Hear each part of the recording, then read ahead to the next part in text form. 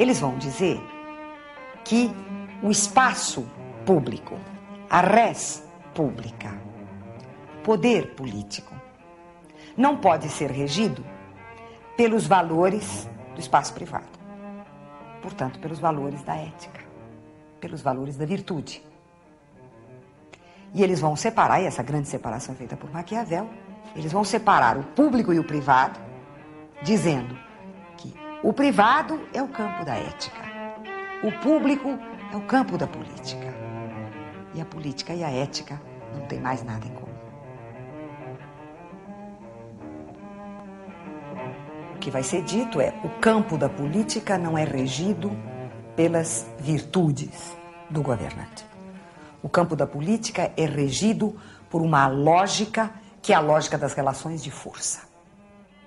E, para que o campo da política não seja o campo da violência e da guerra, é preciso lidar com esse campo de forças, ou, portanto, com os conflitos, com as divisões que caracterizam a sociedade. É preciso lidar com essas divisões, com esses conflitos, com essas diferenças, de um modo tal que a política não seja a guerra, que a política não seja a pura força, a pura violência, mas que ela tenha uma lógica das forças que é encarnada no poder político como um polo que simboliza para o todo da sociedade uma unidade que ela própria não tem, né?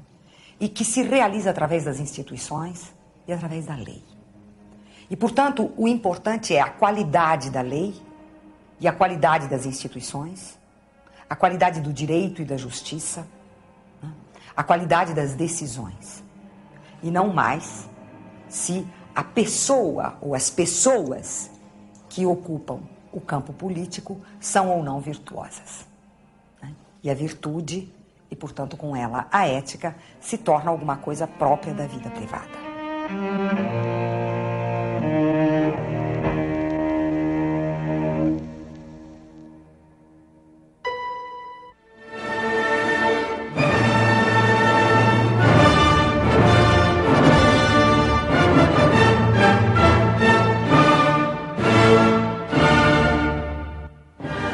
Mas esse homem que quer impor-se como novo, que quer ser dono de si, autônomo, para isso ele tem que seguir um certo itinerário ou lançar mão de certos recursos. E eu vou enumerar alguns desses recursos. O capitalismo. Sabe-se que o próprio Marx reconhecia que na Idade Média a organização da igreja era tão forte, tão absoluta, que ela decidia até mesmo o desenvolvimento da economia. Quer dizer, em última instância, diria Marx, não é? Em última instância, tudo é econômico. Mas, de repente, é uma instância ideológica, que é a igreja, no caso, que dá as diretivas gerais dentro das quais se desdobra a economia toda ela. Bem, isso é rompido também pelo homem burguês. Basta lembrar, por exemplo, que é na Veneza do século XV, em que surge o primeiro banco, em que se começa a acumular, de fato, o capital. E a grande transformação que se estabelece aqui agora é simplesmente o seguinte, é que a moeda, que sempre foi considerada essencialmente um meio para a troca, para facilitar a troca, a moeda é essencialmente esse meio, ela é como que alienada de sua característica fundamental, e a moeda ela passa a ser um fim em si mesmo. Ela passa a ser uma realidade abstrata, no sentido de que ela se desvincula do conjunto da rede de trocas que é a sua motivação original. Mas a partir daqui, o capitalismo adquire uma espécie de dominação das estruturas sociais, todas elas, que é surpreendente para a evolução do homem, especialmente para a evolução do homem burguês. A liberdade tem toda uma história. Não existe uma essência supra-histórica, perene, estável da liberdade, a não ser que se queira começar, digamos, uma espécie de transcendência que é própria do homem. O homem não se perde na imanência como animal, ele tem consciência das coisas, não é mesmo? Então essa transcendência lhe dá uma certa superioridade, no sentido de que ele pode quase que dispor das coisas de uma ou de outra maneira. Aqui estaria a origem da liberdade. O burguês, porém, ele vai elaborar um outro conceito de liberdade, e quem elaborou esse conceito, fundamentalmente, um ponto de partida essencial, é Descartes, mais uma vez. E de tal maneira que se pode estabelecer uma relação entre a concepção cartesiana do conhecimento e a concepção que ele tem da liberdade. E a inovação da liberdade reside em dois pontos. Em primeiro lugar, para ele, liberdade e livre-arbítrio são sinônimos, é a mesma coisa. Tudo se reduz agora à capacidade que o homem tem de escolha. E em segundo lugar, essa redução, ou esse livre-arbítrio, ele se entende pura e simplesmente a partir daquela autonomia do homem burguês, que não ocorria na Idade Média. Lá o homem era um súdito do rei, do papa, do Deus. Então esse ser súdito, o livre-arbítrio, era como que tolhido por essa subordinação essencial do homem medieval. Agora, quando o homem se torna autônomo, ele tem livre-arbítrio, e livre-arbítrio é toda a liberdade, esse burguês se torna realmente um senhor. Isso fundamenta todo o projeto de vida dele. Ele é autônomo, ele trabalha, é merecedor do que tem, ele tem casa própria, acumula o seu capital, elabora a realidade toda, transforma tudo num objeto que ele pode manipular, né? Então se pode perceber que há de fato uma correspondência entre o modo como se constitui o objeto em Descartes, o princípio de manipulabilidade, digamos, se insere dentro da essência mesma do objeto, e o homem como livre-arbítrio que vai poder, de fato, manipular esse objeto construído pelo próprio homem. Mas há uma última característica, e que configura todo o drama do homem burguês. Um drama que chega a ter lance, de fato, de tragédia, de certo modo.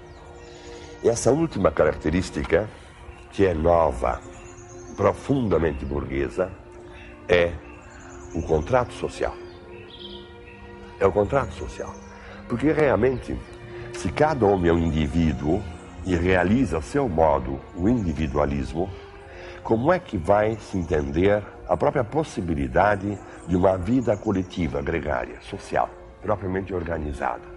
Se cada homem é uma ilha, se a minha liberdade, é uma frase cartesiana, se a minha liberdade termina onde começa a liberdade do outro, como é que vai se organizar a sociedade?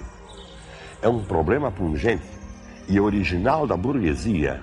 O que está em causa, de fato, é a ideia que o burguês faz desse outro lado dele, que ele não tem, e que ele procura suprir pela imaginação através da utopia. Porque o grande problema está aí. Aqui se percebe a crise do burguês, que começa já no ponto de partida.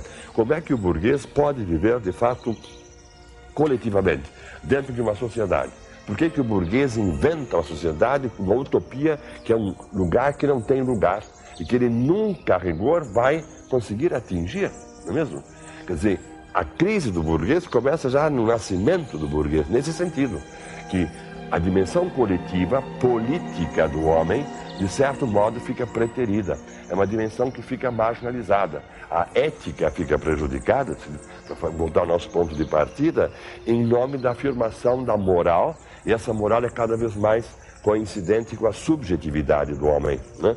Então, a partir daí se coloca a questão do contrato social que encheu a biblioteca durante 2 séculos, mais ou menos.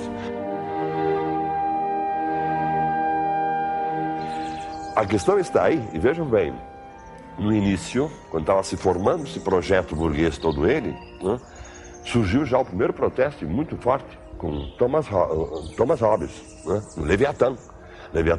O Thomas Hobbes parte dessa ideia, né, de que o homem é o lobo do homem. O homem sendo o lobo do homem, a vida coletiva, a vida a dois, a vida plural, ela se torna totalmente impossível. E Hobbes é o primeiro que diz, não, o projeto burguês, com palavras dele, evidentemente, não com essas minhas, o projeto burguês é inexequível. Ele não pode ser construído, não pode ser realizado se o homem é o lobo do homem. Quer dizer, se cada um está preso em sua casa, com seu muro e assim por diante, com a sua autossuficiência tão radicalmente implantada, então como é que vai se constituir de fato o projeto burguês? Não dá?